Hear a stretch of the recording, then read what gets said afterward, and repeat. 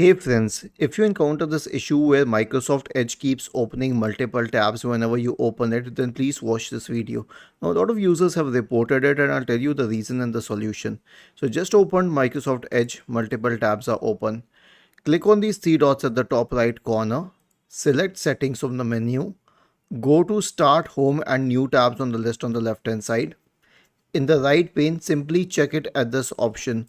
Open the new tab page and make sure that the home button is selected at new tab. Okay, now close it.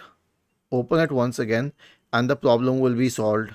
Okay, but if it doesn't work, then simply reset Microsoft Edge. Click on these three dots at the top right corner. Select settings from the menu and then go to the reset settings tab. Click on restore settings to their default value and then select reset. Was this helpful? If yes, then please subscribe to the channel. If not, then let us know in the comment section of the video on how we could help you further. Thank you for watching this video and have a nice day.